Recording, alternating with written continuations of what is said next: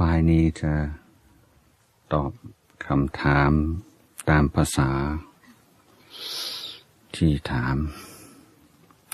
ภาษาไทยจะตอบภาษาไทยถามภาษาอังกฤษตอบภาษาอังกฤษ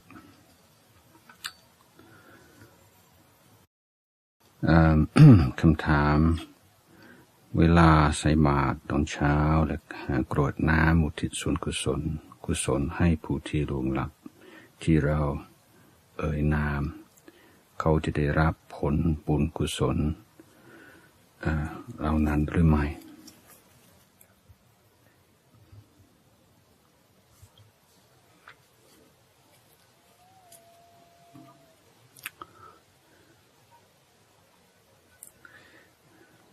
ให้พูดตรงๆก็ขอไม่อยากให้รับมากกว่าทำไมเป็นอย่างนั้น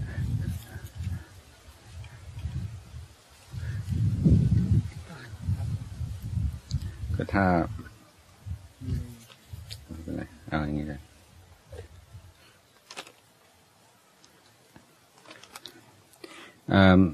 คือผู้ที่ล่วงลับไปแล้วต้องอยู่ในภพภูมิที่ต้องการบุญและถ้าอยู่ในภพภูมินั้นแล้วอนุโมทนาในบุญที่เราอุทิศให้ก็มีสิทธิ์จะได้รับที่อาตมาบอกว่าไม่อยากให้รับก็หมายถึงว่าหวังว่าผู้ที่ล่วงลับไปแล้วก็ไปเกิดที่ดีแล้วไม่ต้องการบุญของเราแต่อย่างไรก็ตามเราก็ถือว่าเป็นพิธีกรรมอย่างหนึ่งซึ่งถ้าเพื่อท่านต้องการเราก็พร้อมที่จะอุทิศให้ขอให้ท่านอนุโมทนาด้วยแต่จะพิสูจน์ได้ไหมว่าท่านรับหรือไม่รับไม่มีทางพิสูจน์ได้ในขณะเดียวกันการที่เรามีพิธีกรรมจะเป็นการแสดงออกถึงความกตัญญูความรักความเคารพความระลึกถึงผู้ที่ล่วงลับไปแล้วถ้ามาว่าเป็นพิธีกรรมที่ดีงามคือการที่มีผู้มีบุญคุณตัวเราล่วงลับไปแล้วเราระลึกถึงแล้วก็อุทิศส่วนกุศลให้ท่านทุกปีทุกวันเกิดหรือว่าทุกวันสำคัญก็อาจจะมาว่าเป็นวัฒนธรรมพุทธที่งดงามควรจะรักษาไว้โดยเราไม่ต้องเป็นห่วงมากว่าท่านรับหรือไม่รับ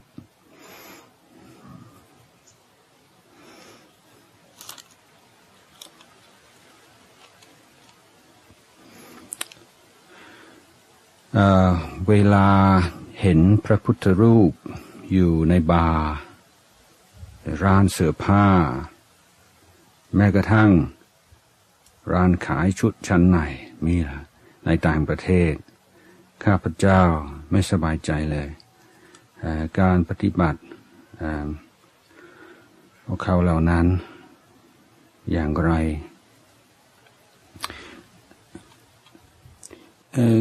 คือเรามี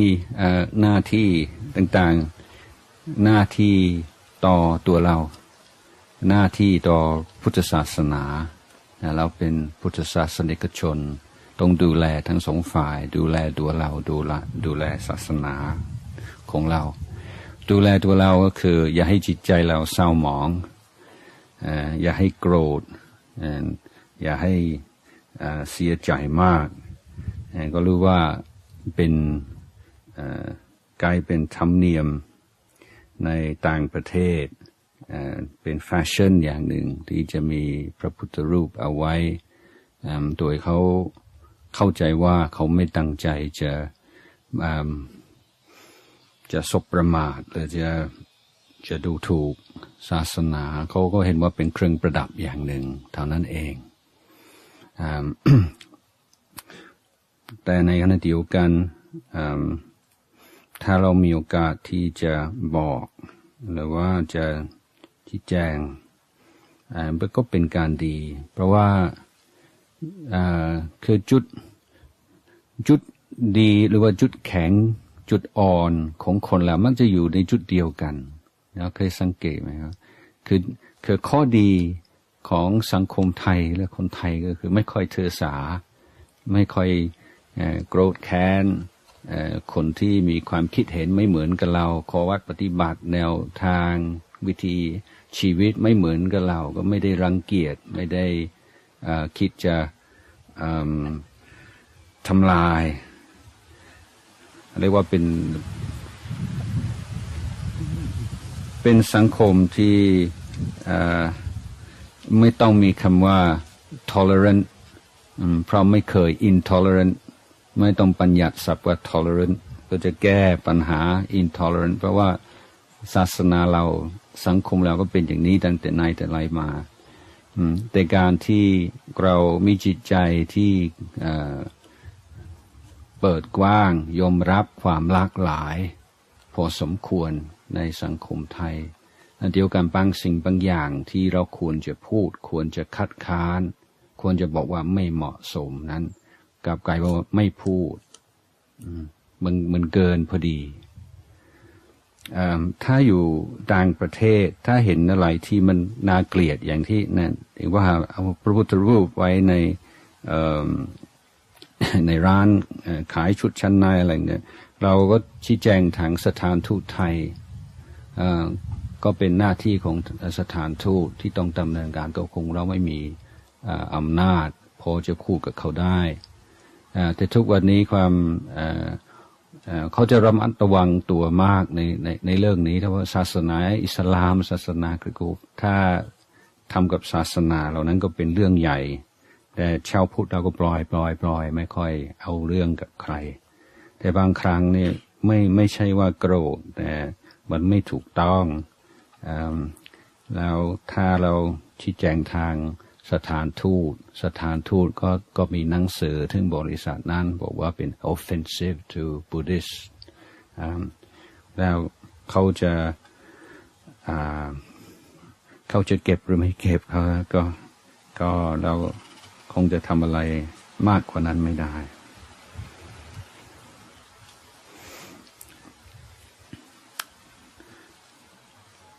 ก็อย่างน้อยเราก็ความบาตรคือไม่เข้าร้านนั้นปานั้นก็ไม่ต้องเข้าอยู่แล้ว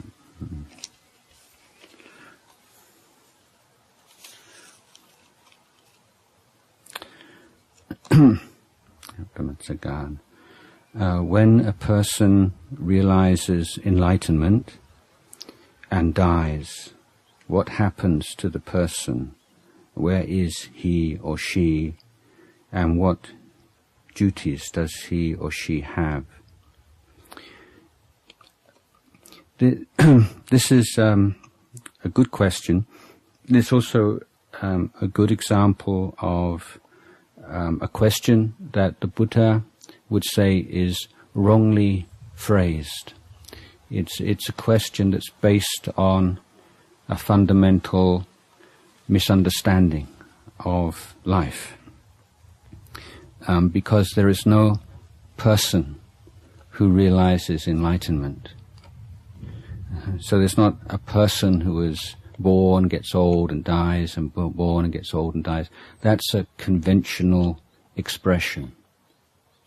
So it's not possible to communicate on a very profound Dhamma level all the time. We have to accept the conventions of the world just so that we can communicate with each other well. So we can say in a conventional phrase, oh, this monk or this great nun, he realized enlightenment. But in actual fact, that's not what happens. And the enlightenment is enlightenment or freedom, liberation from identification with the idea of person, of personality.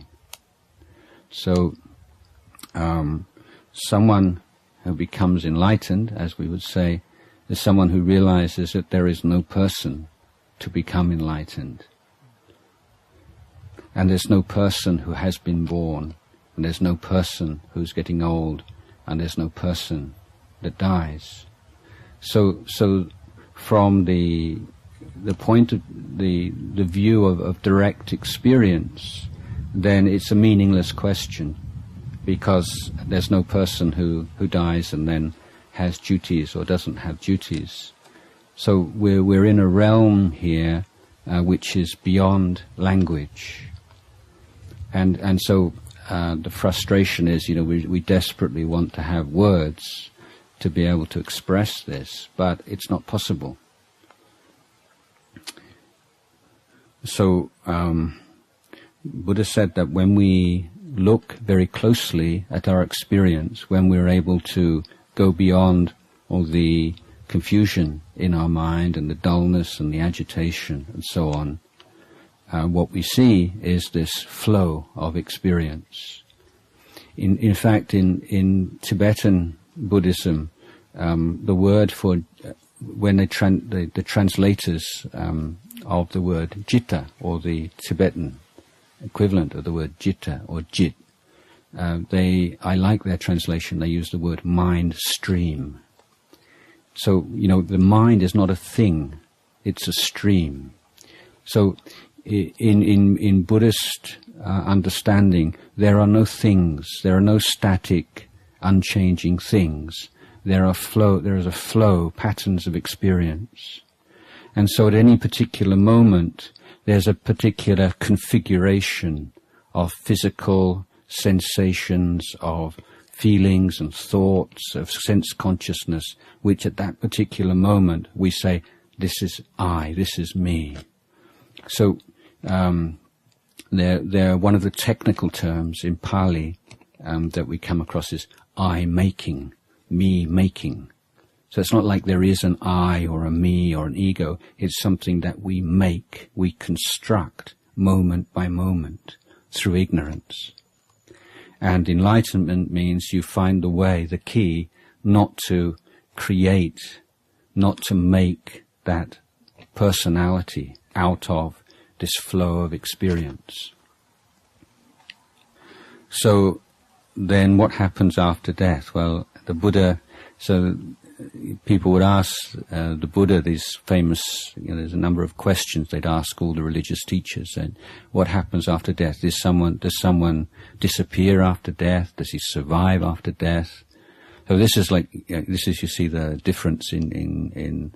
like English, we have like to be or not to be. This is Hamlet's great question. But in Indian philosophy, you have 4 questions, not 2. It's not to be or not to be, both to be and not to be, neither to be nor not to be.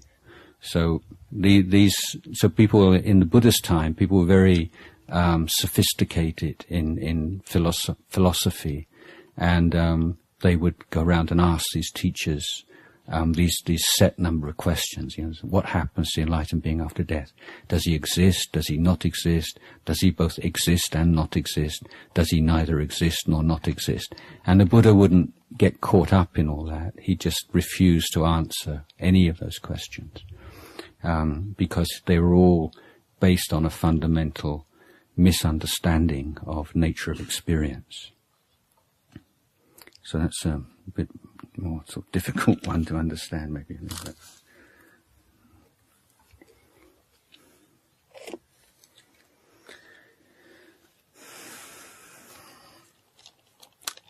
Namaskar ท่านอาจารย์อะไรคือกสิณเราควรจะฝึกกสิณไหมฝึกไปแล้วได้อะไรได้ยินว่ามีทั้งกสิณน้ำไฟดินขอบคุณครับ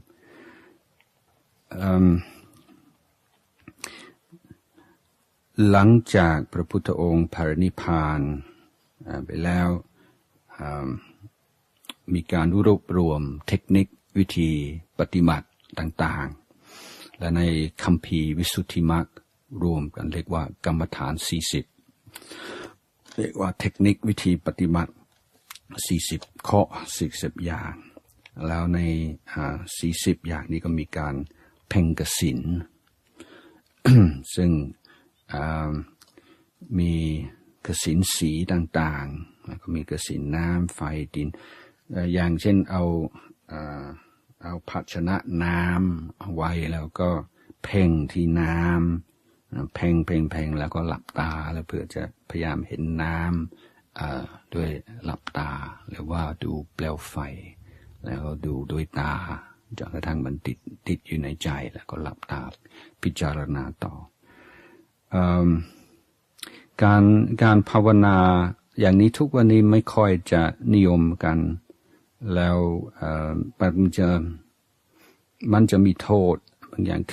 คือแต่สมัยก่อนเนี่ยผู้ที่จะชอบภาวนาพวกนี้พวกกสิณก็พวกที่ต้องการอิทธิฤทธิปาฏิหาริย์พระพุทธเจ้าบอกว่าเราปฏิบัติเอาอิทธิฤทธิปาฏิหาริย์เนี่ยมัน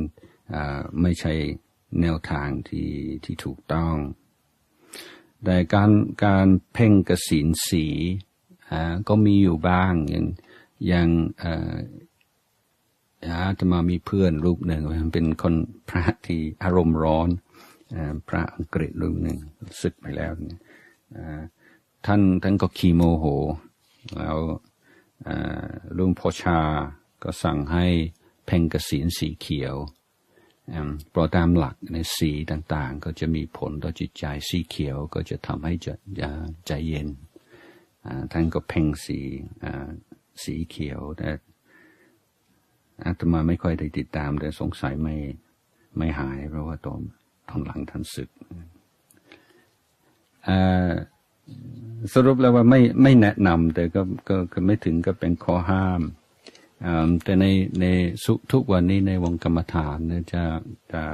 มีน้อยฮะที่เพ่งกสิณ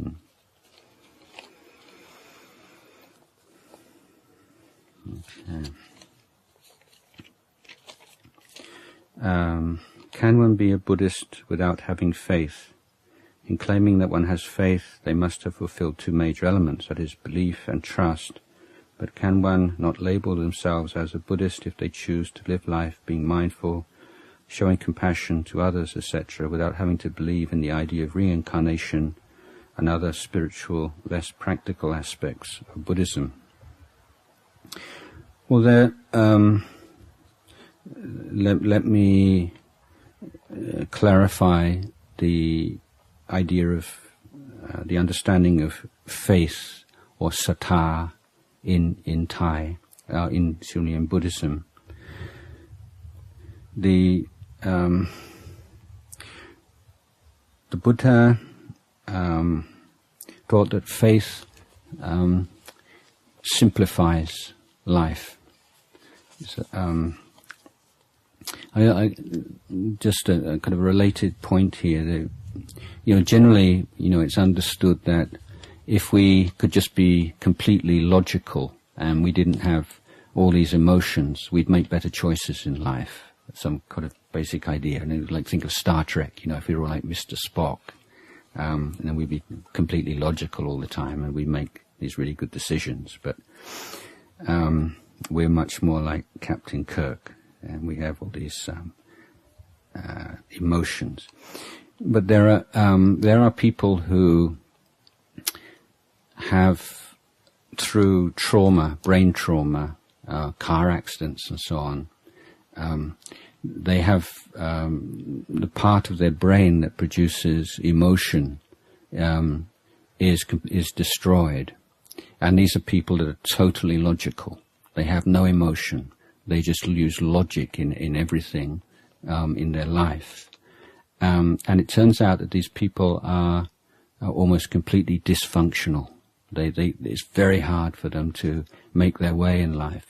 because every single decision they make, they have to look at it logically. So they go into a supermarket, you're going to have this kind of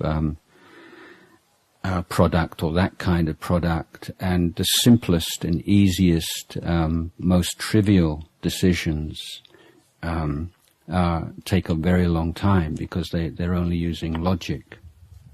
So faith is something that prioritizes. It gives you goals and criteria and decisions about how to use your time and what to do in your life and so on, in ways which save time. So in in the Buddha's, in one of the suttas, the simile the Buddha gave for faith was to, I think in that time in India there was a famous kind of story about this magic jewel or a stone, that if you were in you found muddy water and you needed to drink some water, you put this stone in the water and the water would just come clear and you could drink the water. And the Buddha said that faith is like that stone. So it clarifies things. It makes it clarifies your priorities, if you like. So in Buddhism, what do you need faith? Is there a role for faith? Yes, but faith is considered within the context of a number of other different associated virtues. But the chief characteristic of faith is that it leads to effort. So why, how and why should that be so? Well, the basic faith that we can't prove here and now to be the case is that the Buddha was truly enlightened. 2,600 years ago, the Buddha was enlightened. There is such a thing as enlightenment. The Buddha realized enlightenment, and the teachings that the Buddha gave us provide a true path to enlightenment. So that's the key element of faith that we have to take on trust. The Buddha realized enlightenment as like we could say a representative of the human race. So he proved through his enlightenment the human capacity for enlightenment. So when we say we believe that the Buddha was enlightened, we are by implication saying that we believe that human beings have the potential for enlightenment. And the step that leads on from that is that we believe as Buddhists that we ourselves have the potential for enlightenment. So that, more than anything else, is the key point in Buddhist, the Buddhist understanding of faith. It's the belief that I have the potential to abandon evil, the unwholesome, develop the wholesome, and purify my mind. And the test of whether that is an authentic faith is how you live your life. Do you actually live your life in such a way as you're trying to abandon the unwholesome, to develop the wholesome, and purify your mind? So the test of faith is how you live your life, not whether you're completely convinced of the truth. So the decision to call yourself a Buddhist or not, well, that's not the main thing, obviously. But if you do have this confidence and trust that the Buddha was truly enlightened, that his teachings are a path to enlightenment, that we have the potential for enlightenment, and following the path that the Buddha gave us, that we can progress along the path to enlightenment, then why not call yourself a Buddhist? But there are various virtues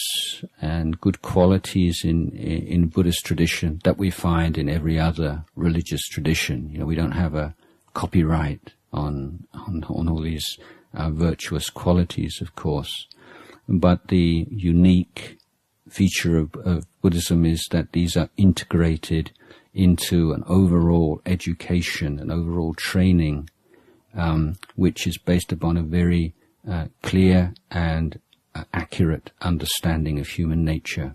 So it's not just saying you should be kind or you should be compassionate, for instance, but saying what what prevents us from being compassionate? And what is compassion? And how can you go about cultivating compassion in your daily life? So it's very practical and full of skillful means and techniques and insights into human nature and the way to cultivate the human mind and heart, which I don't think are found elsewhere. Again, it's turning into a long answer, but briefly touching on reincarnation or rebirth, as we usually prefer to refer to it. Because Buddhism is not a belief system, it means that we don't have to have or shouldn't have fixed beliefs in things that we haven't experienced for ourselves. But we make it very clear what we believe in as being a matter of belief, not as a matter of knowing or knowledge. So often people with strong religious faith, they fall into the trap of circular reasoning, which means they say, it's true. How do you know it's true? It's true because I read it and I just feel it. I just know in myself. I'm so convinced that. So that sense of being sure is taken as being a proof that it's true. So it's true because I believe it, and I believe it because it's true. You see, you have this circular reasoning. But there's an obvious flaw in that kind of thinking, isn't there? Because we can see examples in our own life and examples in other people's life of people believing, absolutely 100% believing in things that are quite clearly untrue. At the very least, we have huge numbers of people that have incredible, unshakable faith in Christian teachings, and people who have the exact same unshakable faith in Muslim teachings. And it's not possible that both of them are correct. So it means that, that one of those groups has absolutely unshakable faith in something that's incorrect. And that's just, one obvious example. So the Buddha teaches us that feeling of faith and being totally convinced is not a reliable guide. It can betray us. And again, if you look into abnormal psychology or people who have these weird kind of brain injuries and illnesses, they recently found that there's one particular part of the brain which is directly correlated to absolute faith. And if this gets damaged in some ways, people develop these really incredible belief systems. There is a man in Australia who helps out in the psychology department in Sydney University, who knows, he's absolutely convinced that he's dead. And you can talk to him and tell him, look, you're breathing and, you can't be dead. And he said, yeah, I know it seems like that. I'm just some kind of special exception, I don't know. But I'm dead, basically. And so if you if anyone has read any of the books of Oliver Sacks, the man who thought his wife was a hat, and a number of his books, you find these kind of cases. So the point being that belief is not an absolutely reliable guide to what is and is not true. So Buddhists are not encouraged to have an absolute faith in rebirth, because unless you have knowledge of past lives, some of you may, then you can't proclaim to know. And it's more important to care for the truth than to have a fixed belief about this. So if somebody says to you, you're a Buddhist, you believe in reincarnation, or rebirth, don't you? Then the correct answer is, I don't know. I don't know whether there's rebirth or not. I believe there is rebirth, and these are my reasons, but I acknowledge that that's not a proof. And if someone doesn't believe, is a Buddhist, I'm Buddhist, but I don't believe, then that's all right, because not believing is belief also, isn't it? I mean, it's believing that there is no rebirth. So, you can't get free of that trap. You believe there is, or you believe there isn't. Now, I think that there are very good reasons and very good arguments in support of the teaching of rebirth, which are very hard to explain by any other means. There are many cases of spontaneous recall of past lives throughout the world, not only in Buddhist or Hindu cultures in which rebirth is taught. And these have been documented by, amongst others, Professor Ian Stevenson, University of Virginia, and many other scholars. And there are many meditators these days, many monks, who through their meditation can recall past lives. There are people who are able to recall past lives through hypnosis. I recently visited a novice monk in Bhutan, and he's been a novice. He's been living in the monastery since he was 3 years old. He, as a 3-year-old boy living in a small village in the east of Bhutan, developed this great desire to go to this big monastery in the north of the country. His parents took him, and he walked into the monastery and began to speak the northern dialect immediately, completely fluently. Started pointing to various buildings in the monastery and saying, "Oh, that wasn't there when I was here last, and this has moved," and so on. And so he, was discovered that he was a reincarnation of a great monk who'd been the abbot of that monastery and has been living as a monastic ever since. So, is that a proof? Well, no, it's not a proof as such, but then what would be an alternative explanation for a small boy, 3 years old, who can suddenly, out of the blue, without ever having any exposure to a completely different dialect, be able to speak it fluently and be able to accurately point out changes in the building, the new buildings appearing here, this one being renovated, although he'd never been there, never had any exposure, he couldn't have seen pictures of it on the internet or read books. He's like 3 years old. So in cases like this, the hypothesis of rebirth seems to me the most convincing possible hypothesis. So it's a good support for the teaching of rebirth. Secondly, the Buddha himself referred to rebirth on many occasions. And so as we study and practice Buddhism, and we start little by little to verify the truth of the teachings of the Buddha, our trust in the Buddha becomes stronger and stronger. And so the willingness to say, well, the Buddha was quite wise about this or that, but that rebirth thing, he got that completely wrong. Then, that seems a less and less persuasive argument. So that sense of it doesn't make sense. I can't see that. It doesn't. I can't feel that. That's a response to rebirth, which is quite normal and natural because we don't lack the direct experience of it. But simply to recognize that as, I don't see that yet. But as a Buddhist practitioner, some things we can take as working hypothesis. Just as you're a scientist and you're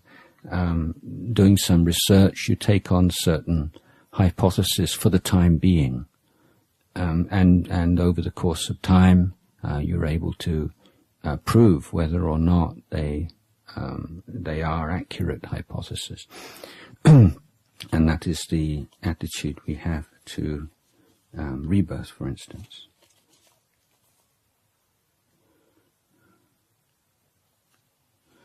Okay, so this continuation of this English.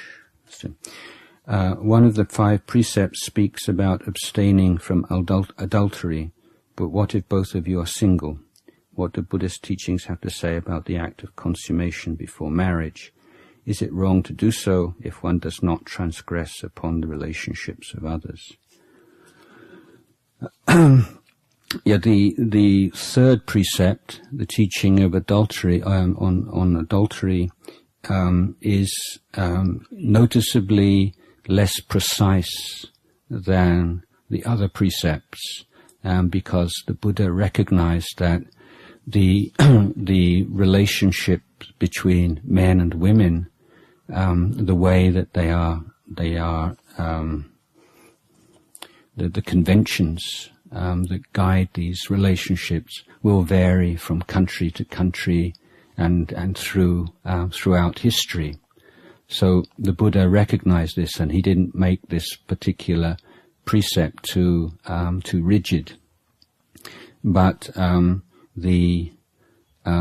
key point here is the sense of trust between partners. So if one is already in a relationship and then behind the back of that person has a relationship with somebody else, is lying and cheating on the person that they've made a commitment to, then that would be a case of adultery. Because marriage is, in Thailand now we've sort of adopted more of the Western ideas about marriage, but marriage has a very, traditionally has a very different function in a Buddhist culture and a Christian culture, because in Christian culture, marriage is a religious ceremony, traditionally performed in church, and it's making a promise to God that you will love, honor, obey all these things through sickness and in health, and richer and poorer, and so on. But in Buddhism, marriage is not considered of any religious significance. It's just letting everybody know in the society, you've made a long-term commitment to this person. So it's more of a legal and a conventional announcement. So in Christian culture, marriage was considered sacred, and divorce was incredibly difficult for hundreds of years, and the institution of marriage is given a significance that it hasn't had in Buddhist society. Now in Thailand and so on, we sort of adopted some of those kind of ideas about marriage. But for me personally, being single, being married, those conventions are not really that meaningful to me. It's in terms of two people making a sincere, long-term commitment to each other and being faithful to that commitment and not betraying that commitment. That's the essence of the teaching of adultery. So if you're having a relationship with somebody, you may be single, but you're having a relationship with someone who is already married or already has a long-term commitment, then that would be breaking precept also. But if you're both single, then as far as I'm concerned, that's fine. It's my opinion. Now, ภาษาไทย พระพุทธศาสนามีคำสอนที่จะช่วยจัดการกับความรู้สึกท้อแท้อย่างไรคะทั้งเรื่องการเรียนการทำงานหรือว่าเป็นสิ่งที่จำเป็นต้องทำแต่ก็รู้สึกว่าไม่อยากจะทำ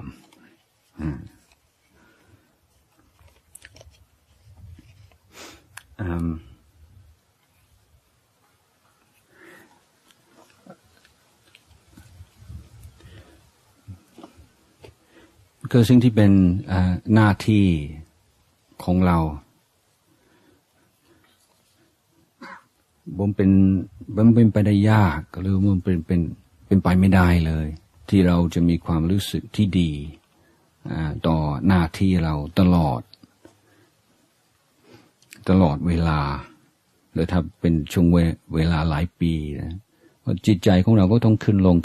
ใช่ไหมจะมีบางช่วงที่สนุกบางช่วงที่ไม่สนุกบางช่วงที่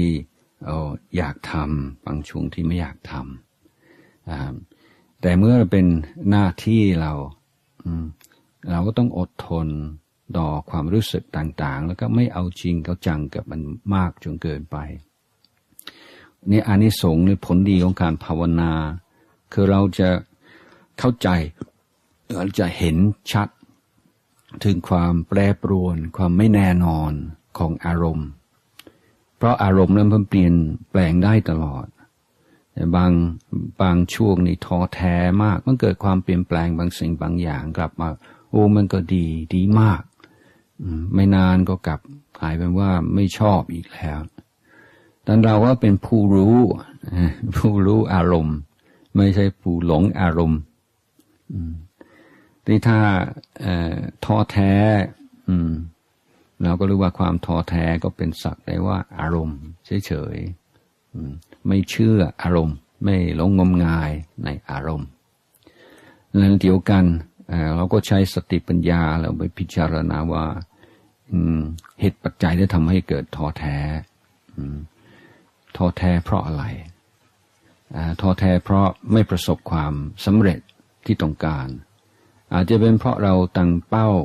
สูงเกินไปหรือเปล่ามีความคาดหวังมากเกินไปหรือเปล่าหรือว่ามีปัญหากับคนรอบข้างในการทำงานเราก็มีทางเลือกเหมือนกันก็เปลี่ยนงานถ้ามันไม่ไหวจริงๆแล้วเป็นการเปลี่ยนเนี่ยเราก็ต้องอดทนแต่ก็คิดอย่างไรมองอย่างไรทำใจอย่างไรมันจึงจะไม่ท้อแท้ที่เรา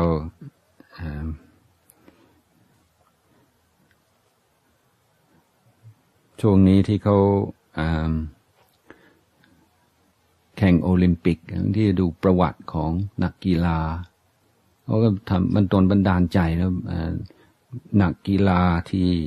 มาจากครอบครัวที่มีปัญหาบ้างหรือว่านักกีฬาจากแอฟริกาหรือว่าจากประเทศที่ยากจนที่ไม่มีที่ซ้อมไม่มีเครื่องอุปการะอะไรต่างๆที่เขาสู้เขาใจสู้มากจนกระทั่งกลายเป็นแชมป์โลกก็มีนี่ก็ตัวอย่างของคนที่เขามีปัญหามากกว่าเราเยอะแต่ก็ยังชนะจนได้เนี่ยแล้วก็คอยอ่านคอยฟังคอยจำเอาไว้เพื่อเป็นกำลังใจคือ จิตใจเรานี่มันจะมีความคิดอยู่ในใจว่าที่เราหลงเชื่อนี่ก็ไม่ไหวโอ้แย่แล้วทำไม่ได้ไม่มีทางมันจะกระซิบในหูอยู่ตลอดเวลาทีนี้ถ้าเราสักแต่ว่าโอ้ก็เป็นแค่เสียงเฉยๆก็ไม่ใช่เราไม่ใช่ของเราก็เป็นแค่สังขารอยู่ในใจนะปล่อยวางตอนนี้ก็หลุดพ้นไปได้คือจะมีบางสิ่งบางอย่างที่เราเชื่อแล้วจะเสียหายอย่างเช่นเรื่องของเสพติดต่างๆปัญหานี่ก็คือเราจะหลงความเชื่อว่าช่วยไม่ได้สู้ไม่ได้คือเวลามีการยั่วยุจิตใจมันจะมีเสียงอยู่ในใจว่าต้องยอมนะเลิกไม่ได้งดไม่ได้อะไรไม่ได้ต้องทำแค่เชื่อตรงนี้แล้วก็มันก็เสียแล้วถ้ารู้ว่าทำไมไม่ได้ใครบอกเราไปต่อต้านตรงจุดนี้นะปรากฏว่าเรา หลายสิ่งหลายอย่างที่ไม่เคยคิดว่าจะทำได้มันก็ทำได้นั่นถือว่าทุกสิ่งทุกอย่างไม่แน่เวลาท้อแท้เราคิดว่าไม่มีทางไม่สำเร็จแล้วไม่ได้แล้วนะครับว่ามันไม่แน่หรอกไม่แน่สู้ให้สู้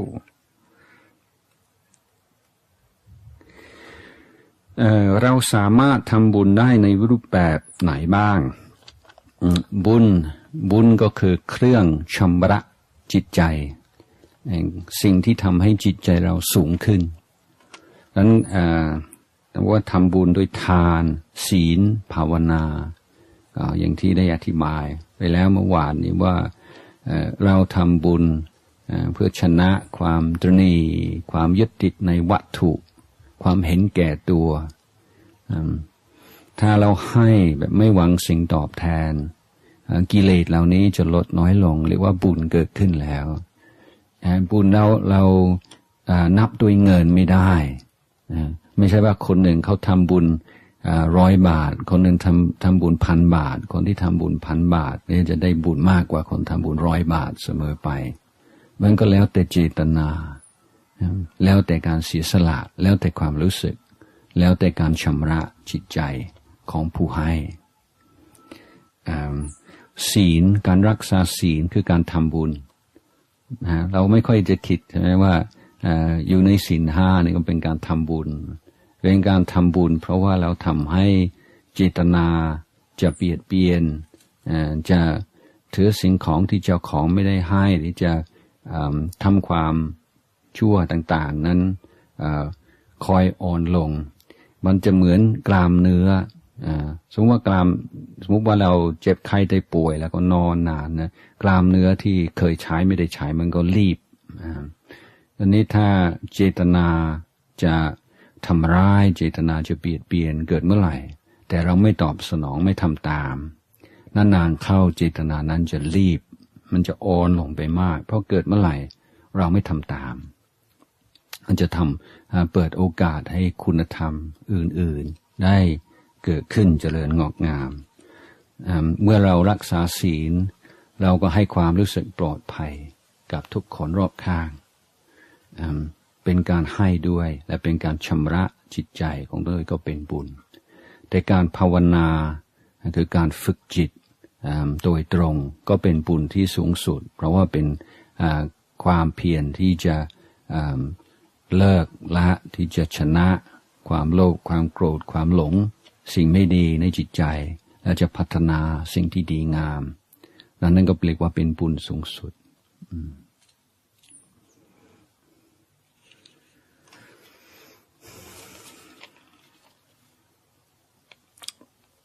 What is the real happiness? Okay, well, it's a little bit like good health.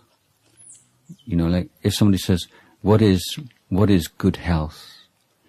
You can only really explain in terms of the things that aren't there. It's very hard to express that positively. You can say, well, I'm in good health. I don't have any aches and pains. I don't have any serious illnesses. I don't have any problems, don't have pain and so on. So generally, you have to talk about all the bad things that aren't there. But it's very difficult to express an idea of perfect good health without talking about the things that are not present. And it's a little bit like that in true happiness, in that you can say, well, there's no suffering, there's no causes of suffering, there are no defilements in the mind. As the true happiness is one of a mind free or liberated from defilements. So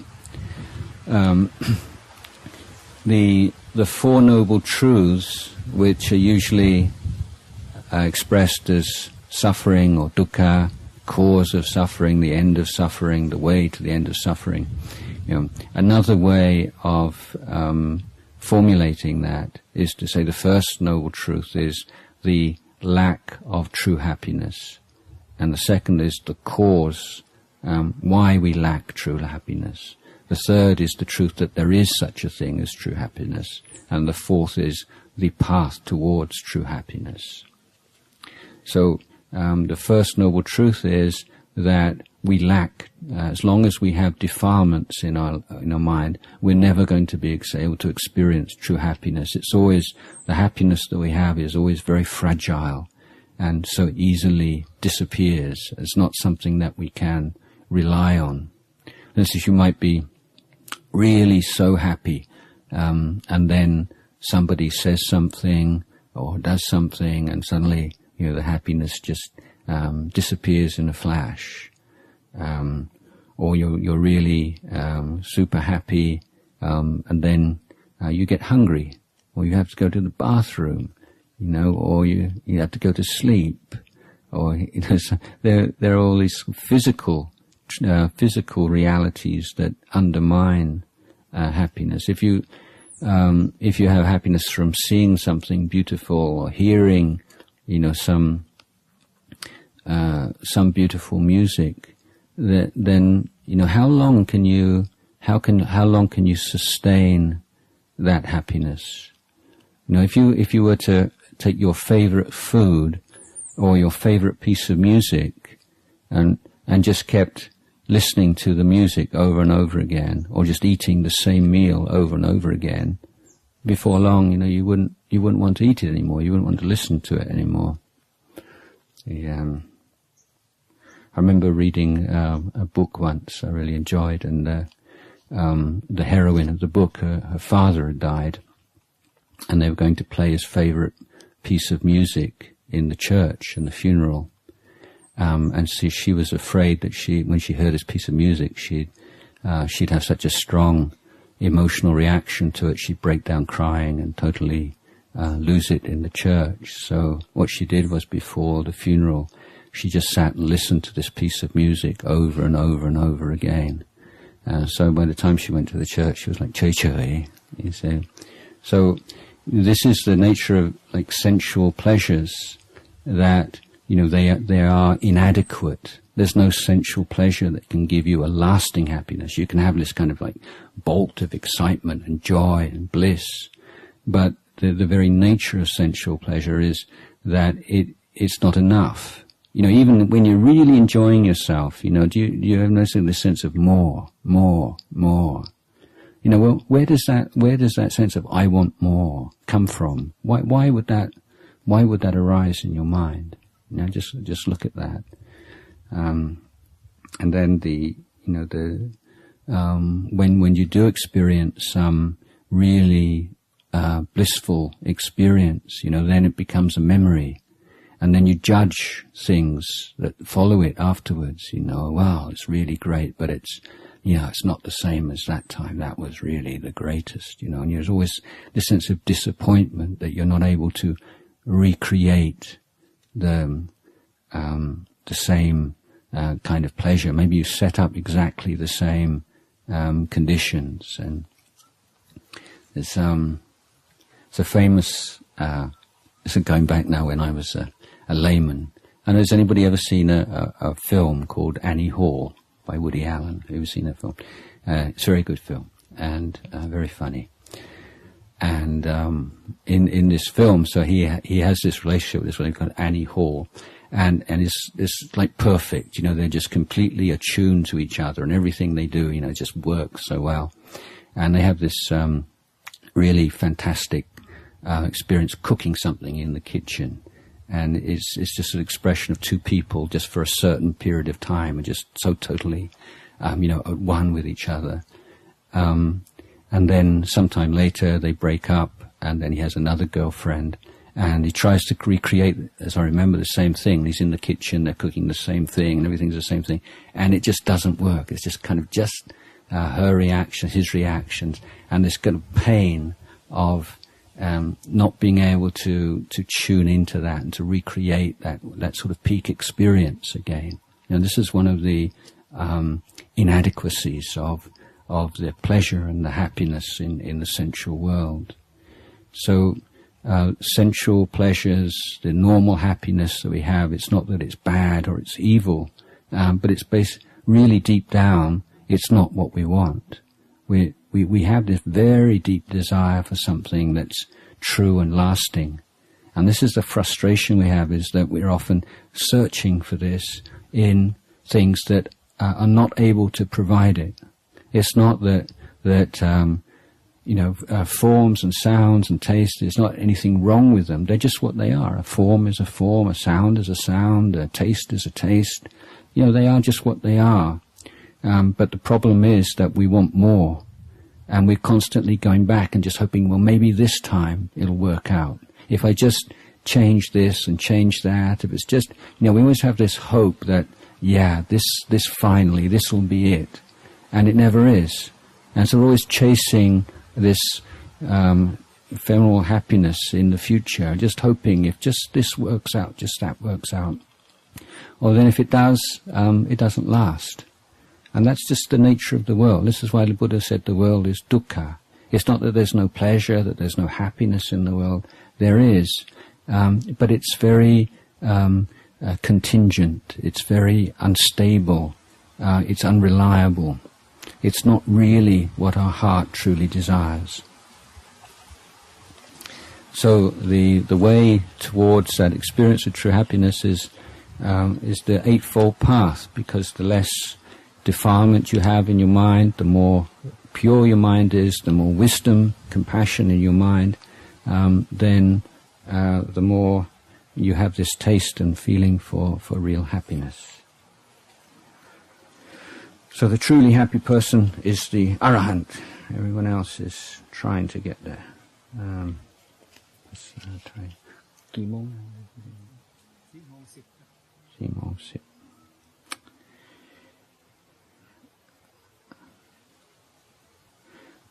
คำถามเวลาบ้านเมืองมีสถานการณ์วิกฤตทางการเมืองผู้คนบาดเจ็บล้มตาย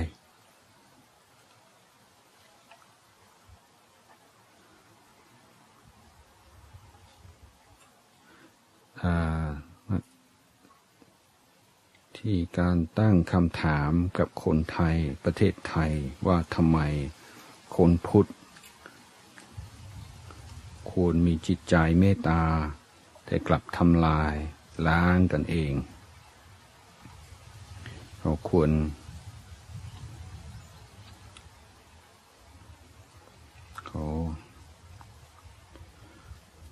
ให้เขาเข้าใจยังไง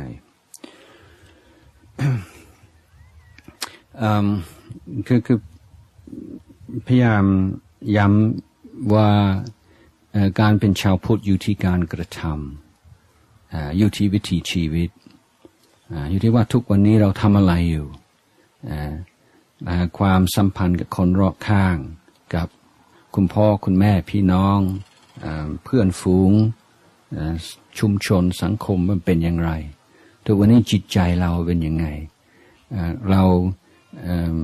ฝึกจิตใจเป็นประจำไหมเรากำลังปฏิบัติเพื่อจะละกิเลสไหมมีการปฏิบัติที่จะพัฒนาสิ่งดีงามอยู่ในจิตใจเราบ้างไหมถ้าว่าเราแค่ประกาศตนว่าเป็นพุทธมามกะแต่ไม่มีการปฏิบัติไม่มีการศึกษาไม่มีการพัฒนาตัวเองก็ไม่แปลกใจเลยว่าจะมีปัญหาในสังคมเห็นไหมเพราะว่าพุทธศาสนาจะเป็นที่พึ่งของเราด้วยการปฏิบัติแต่ถ้าเราไม่ปฏิบัติมันก็ไม่เหมือนกับเรามีโรคประจำตัวโรคร้ายแรงยามันก็มีอยู่ในตู้แล้วเราก็ภูมิใจมากว่าเราเป็นเจ้าของยานี้หาได้ยากยานี้เนี่ยแก้โรคได้สารพัดแต่ไม่ยอมกินยาเลยเอายาไว้ในที่สูงอาจจะบูชาจุดดอกไม้ถูกเทียนมันก็ไม่ใช่เนี่ยถ้าเป็นโรคต้องการหายจากโรคก็ต้องกินยาเนี่ยคนไทยเหมือนกับคนมียาแต่ไม่กินยามันจึงเป็นปัญหาคำสอนพุทธเจ้าเราต้องปฏิบัติมันจึงจะทำให้ ชีวิตเราดีขึ้นทำให้สังคมเราดีขึ้นเพราะงั้นก็คนก็อยู่ในกระแสของวัตถุนิยมจิตใจฟุ้งซ่านวุ่นวายแบ่งแยกว่าเราว่าเขาเราดีเขาชั่วเราถูกเขาผิดเราฉลาดเขาโง่อันนี้ก็เป็นความคิดของคนที่ไม่เคยศึกษาไม่เคยปฏิบัติธรรมกราบเรียนพระอาจารย์อยากทราบว่าพระอาจารย์เคยเจอผีไหมเจ้าค่ะเคยเจอเท่านี้นะเยอะเลยฮะสีเหลืองสีแดงสีนั่นสีเรียฮะผีเสื้อเจอบ่อย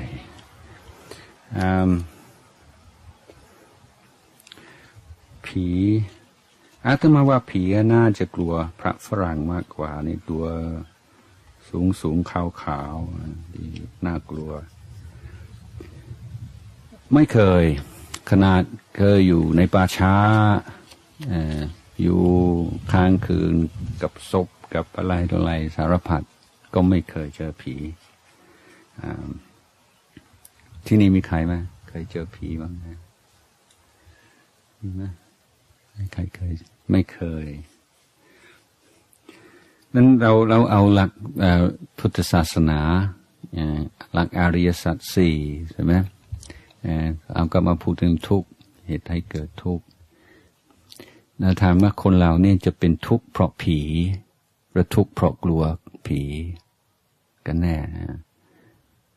นะอาตมาว่าคนที่ทุกข์เพราะผีน้อยแต่ทุกข์เพราะกลัวผีก็คงเยอะเพราะนั้นปัญหาของเราในปัญหาในชีวิตจริงไม่ใช่ปัญหาคือผีปัญหาคือความกลัวความกลัวมันเกิดอย่างไรเราจะปฏิบัติอย่างไรต่อความกลัวนี่ก็เป็นข้อวัดปฏิบัติอันนี้ก็เราภาวนาเพื่อเรียนรู้เรื่องความกลัวเมื่อเช้านี้ก็ได้ให้คำแนะนำเวลาคนไปว่าเราหรือว่าทำท่าดูถูกทุมินหรือพยายามให้เราพูดให้เราเป็นทุกข์ก็ให้ตั้งสติกับกายเวลากลัวเนี่ยก็เหมือนกันถ้าอยู่กับใจนี่พยายามห้ามคิดเดี๋ยวจิตใจวุ่นวายแต่เราก็มาอยู่กับความรู้สึกในกายเวลาเราขณะที่กลัวในความกลัวมันอยู่ตรงไหนในกายอะไรคือความกลัวระดับกายพอเรามาอยู่กับความรู้สึกของกายจิตใจไม่มีเวลาที่จะไปคิดปรุงแต่งต่างๆแล้วว่าจะเป็นการตัดกระแสของความกลัวสักแต่ว่าเป็นอาการของกายลองดู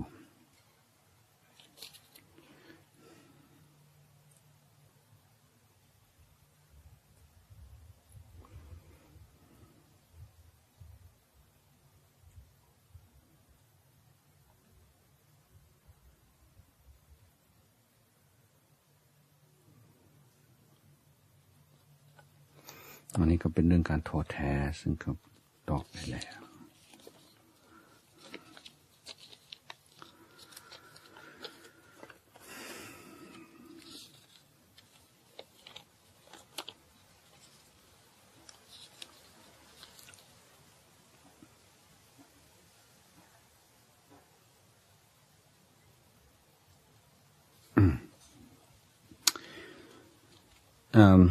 Dear Ajahn, what advice should I give to my friend who is addicted to marijuana?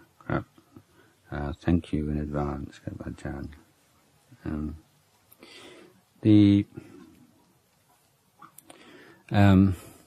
Whether it's smoking grass, dope, or drinking alcohol and so on, this is a kind of a difficult one for many people to deal with because it seems to be like a private matter and something which is not affecting others. But having said that, many people, young people who say, "Oh, I drink," or but I'm not hurting anybody. They're often using their parents' money to buy the drugs. So they are bien in that way.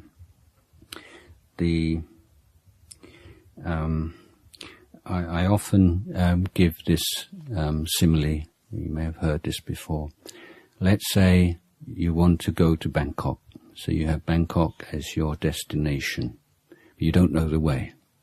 So you ask somebody, if from Pak Chong I go along Mitrapap Highway to Saratburi, is that the correct way to Bangkok? Then if you know the way, you would say, yes, that's the correct way to Bangkok. So if I was to go to Korat, would that be right or wrong? And you say, well, it'd be the wrong way to go. But then on a second occasion, you just want to go for a drive. You just want to see the countryside, or you want to see Thailand. And so you say, I'm going for a drive. If I go towards Saratburi, would that be the right way to go? Now, you can't answer that question as in terms of right or wrong. Yeah, it depends. Yes, you could go to Saratburi. What if I go to Korat? Would that be right or be wrong? Well, it's not right or it's wrong. You can, if you want to go that way, you could go that way. If you just want to go for a drive. You see, so the question of something being right or wrong is only really applicable when you have a destination. Now, the reason why so few people see the problem about drinking or taking drugs or mild drugs like marijuana or even more serious drugs is that they have no destination, no clear destination. So they have no sense, well, this is helping me towards my destination, or is this taking me in the opposite direction that I want to go?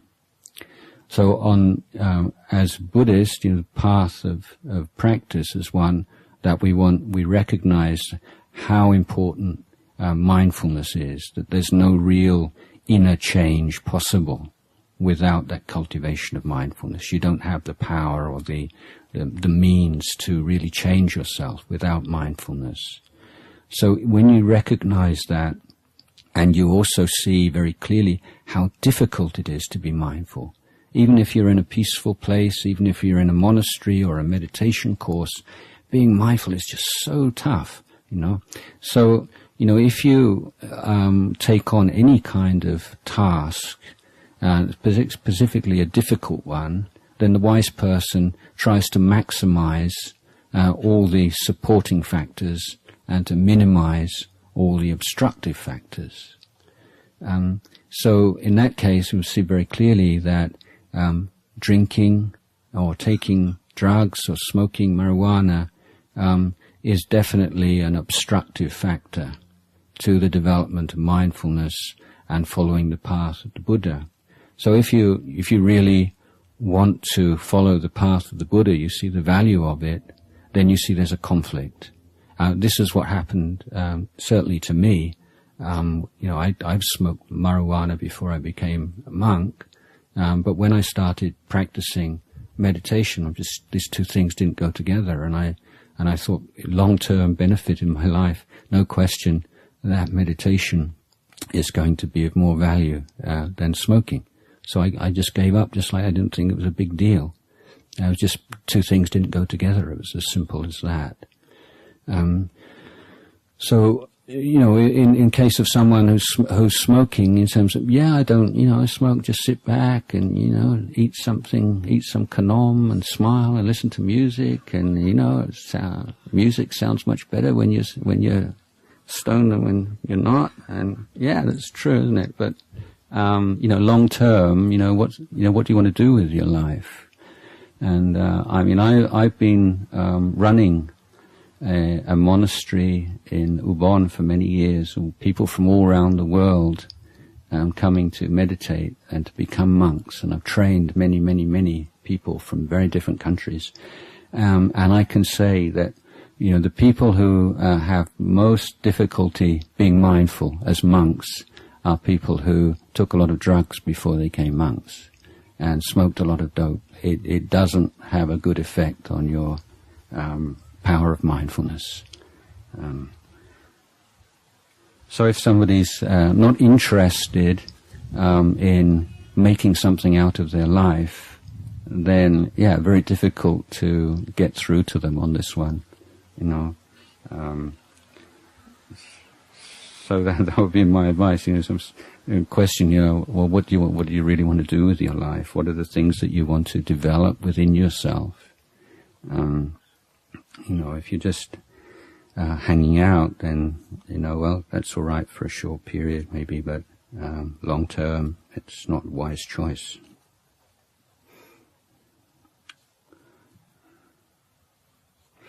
I was. I'll tell you a story. When I was, before I became a monk, I was traveling around India. And since I was a teenager, you know, I had this ideal of just being like a wandering sadhu or ascetic. So I was walking around the Himalayas, and I had less possessions than I have now as a monk. I had like a dhoti, and a waistcoat, and a blanket, and a saucepan, and I had some rice and some salt and some lentils. So I heard that you only eat one meal a day. So every day, all I'd have to eat was I'd have this rice, put some salt and some lentils, some water, boil it up, and just eat that once a day. And I had a small amount of money, and what I do was I get on a bus and just take out a few coins and say, how far can I go? And then I get off wherever the money ran out. So I didn't want to exercise any choice, you see. So, and then I get off and I'd walk around and look for places to meditate and caves and things like this. So, and I was living in this one hermitage way north of Simla in the Sutlej River Valley, and one evening I heard this sound of these people arrive. I wondered who this could be, and it was these Indian sadhus, like religious people, but they were Shiva, Shivites, people who worship the god Shiva. So in the Hindu pantheon, they're like Brahma is the god, is Brahma or Vishnu? Brahma is the god that created everything except for the marijuana plant, which Shiva created. So their religious practice, they didn't tamwat chow, tamwat yin, and meditate. They smoked marijuana, and they had all these like complex rituals. So they had these special pipes, you know, like this chillum like this, you see, and they had this and so, you know, of course, me as like a fellow spiritual seeker, they wanted me to take part in all their rituals. So, you know, I was really gringchai, you know, I didn't want to sort of seem to be superior, and so they were all older than me. I was just a boy, you know, I was just like 18, 19 years old. So I did, and it was incredible. These I don't know, you couldn't call them monks, but the more they smoked, the more kind of mindful they became. It seemed to me, anyway. You know, they just seemed so kind of graceful and peaceful, and their faces looked like. And I smoked, and I was just like splayed out against the wall, completely wasted. So I realized, yeah, that wasn't the path of practice for me at all. So maybe it's possible, you know, if you're a Indian sadhu living in the Himalayas, that you might possibly be able to get more mindful through smoking marijuana, but my experience is the exact opposite.